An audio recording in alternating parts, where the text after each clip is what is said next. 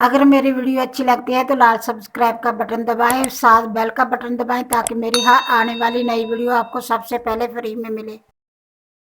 बिस्मिल्लाहिर्रहमानिर्रहीम, अस्सलाम वालेकुम वरहमतुल्लाहि वबरकातुहू। आज मैं बनाने लगी हाँ मकरोनी, चिकन वाली मकरोनी बनाने लगी। सब तो पहले तो मैं उबलने रखूँगी। ਉਹਦੇ ਵਾਸਤੇ मैं पानी उबलना रखा वा। पानी मेरे ਨੂੰ उबाला आ गया वा। ਇਹਦੇ ਵਿੱਚ मैं डालूंगी 1 चम्मच नमक का,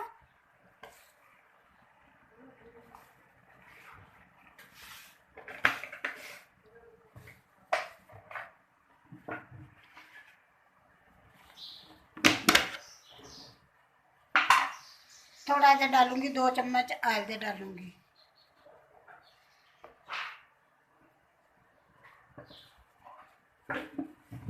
ਹੁਣ मैं ਇਹਦੇ ਵਿੱਚ ਮਕਰੋਨੀ डाल देनी ਆ। ਉਹਨੂੰ मैं उबलने वास्ते रख दूंगी 7 ਤੋਂ 8 मिनट तक।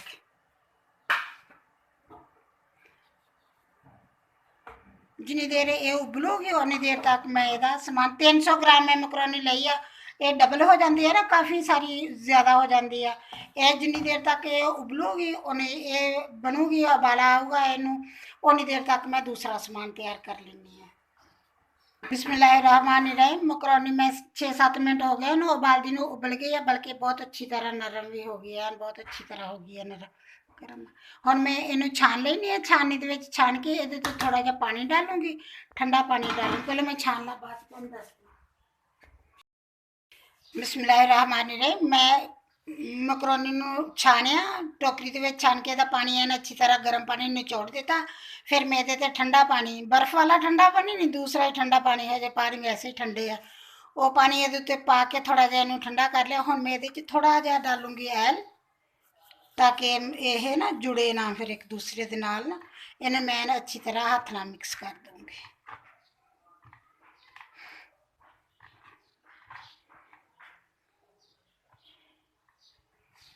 बस हुण ये रख दूंगी, बाकी चीज़ां बनाउणियां शुरू कर दी।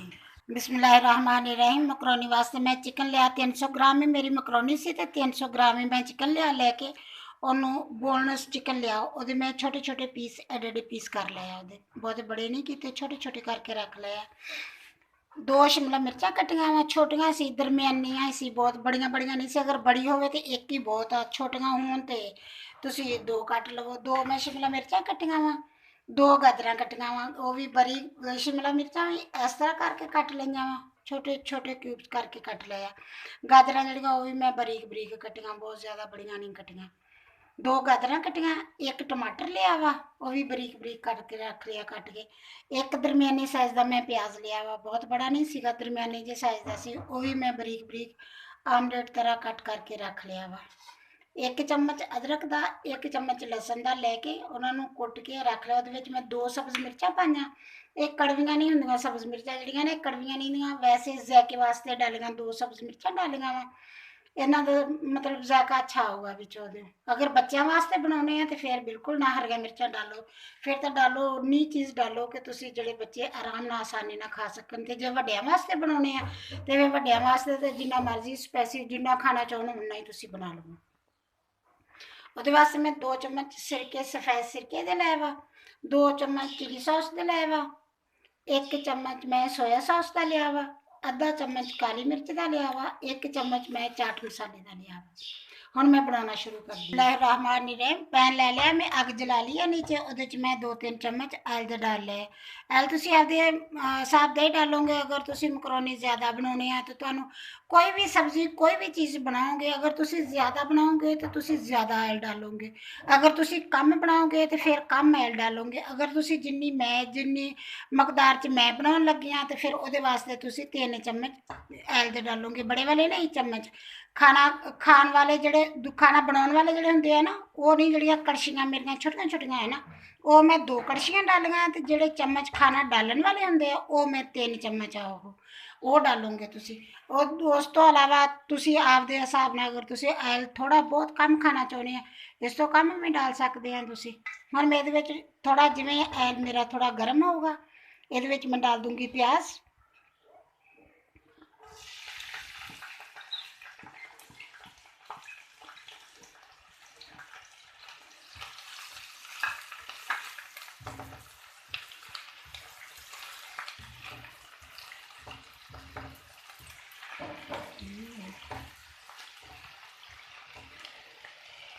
नाल ही ਇਹਦੇ 'ਚ मैं डाल दूंगी लहसुन अदरक का पेस्ट, क्योंकि उन्होंने मैं प्याज में ज़्यादा फ्राई नहीं करना ना, थोड़ा जिहा बस करूँगी।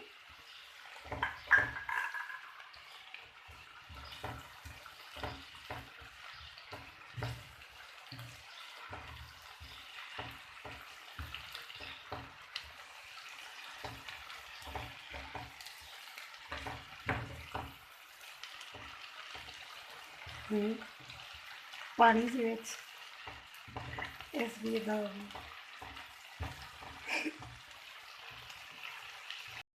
पानी रहे मैं प्याज तो लहसुन अदरक थोड़ा जिहा नरम कर लिया, हुण मैं इहदे विच डाल देनी चिकन।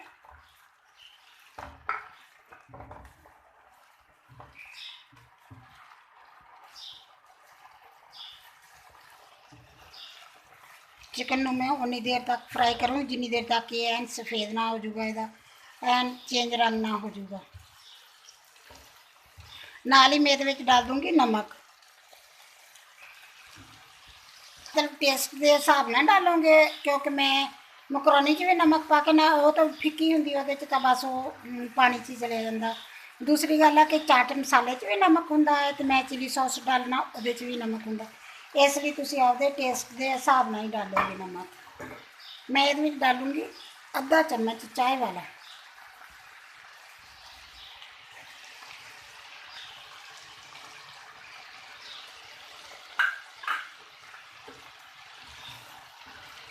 हम मैं एन अच्छी तरह फ्राई कर लूँगी चिकन में, एन जितनी देर तक इसका कलर सफ़ेद ना हो।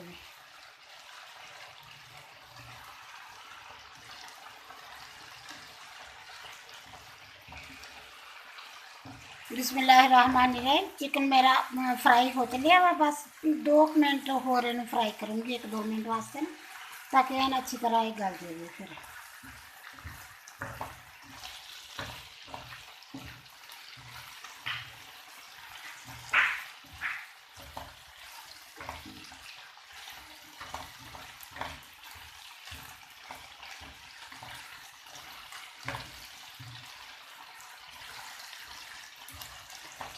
हुण मैं इहदे विच डाल दिन्नी आ टमाटर, नाल ही डाल दूँगी गाजरां, क्योंकि गाजरां थोड़ी देर लगती होंगी है ना, थोड़ियां नरम होने गाल आऊँगी तो नहीं अच्छी तरह, लेकिन थोड़ियां नरम तो करूँगी ना।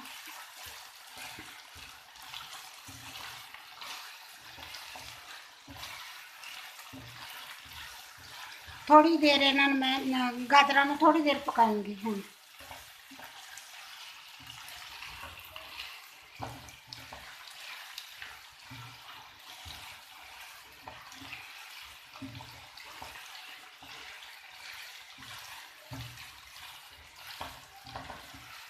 बिस्मिल्लाहिर्रहमानिर्रहीम। हुण मैं इहदे च डाल देनी कालियां मिर्चां, काली मिर्च पीसी हुई काली मिर्च डाली है इहदे च, नाल ही डाल दूँगी शिमला मिर्च।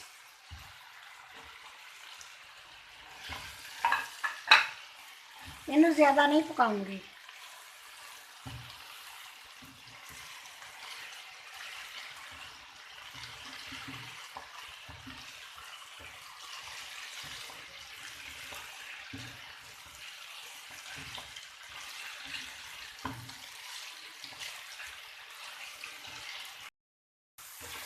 बिस्मिल्लाहिर्रहमानिर्रहीम। हुण मैं इन्हें बस शिमला मिर्चा मैं इन्नियां की पकाऊँगी जिन्ना कि इन्हां दा कच्चापन खत्म हो जाए। हुण मैं इहदे विच डाल दूँगी सोया सॉस,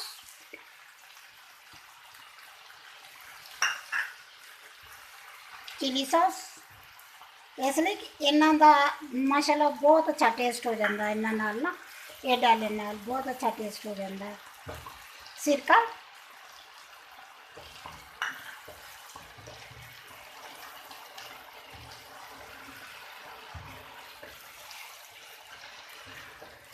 दो मिनट मैं पकाऊँगी जिन्नी देर मतलब इन्हां दा जायका बाकी सब्जियां च मिक्स हो जाएगा। नाल ही डाल दूँगी चाट मसाला।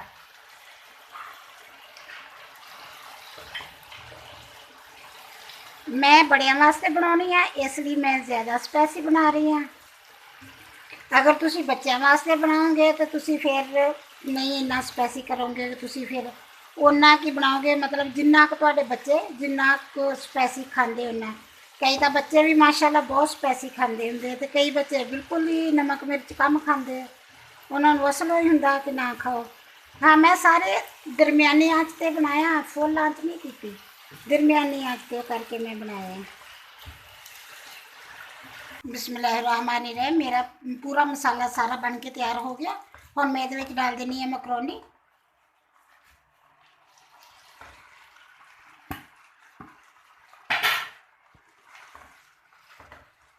हम मैं इन्हू सारी नू मिक्स कर लूँगी।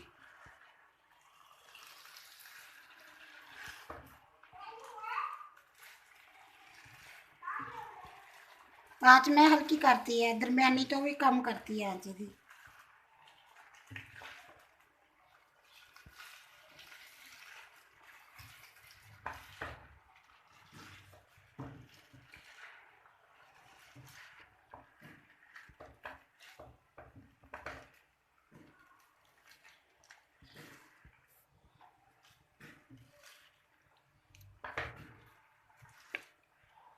ਹੁਣ मैं 1-2 मिनट वास्ते 2 मिनट वास्ते इन्हू मैं ढक के रख दूँगी, बंद करके उत्ते इन्हू कवर कर देनी है, कवर करके रख दूँगी दम ते इन्हू।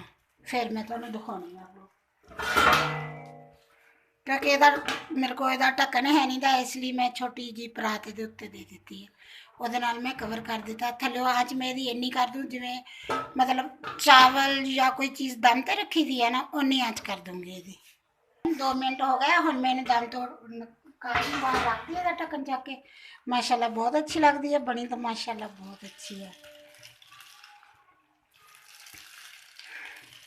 मकरोनी बन के बिल्कुल तैयार हो गई। हुण मैं अग बंद कर देनी है। हुण मैं तुहानू डिश आउट करके दिखानी है, प्लेट च डाल के दिखाऊंगी। बिस्मिल्लाहिर्रहमानिर्रहीम। मेरी चिकन मकरोनी बन के तैयार हो गई। चिकन सब्जियां वाली मकरोनी बन के तैयार हो गया। माशाल्लाह बनी तो बहुत अच्छी, अल्हम्दुलिल्लाह बहुत अच्छी बनी है, देखने में माशाल्लाह बहुत अच्छी लगती है। अगर मेरी वीडियो पसंद आए लाइक करना, शेयर करना, सब्सक्राइब करना। अल्लाह हाफिज़।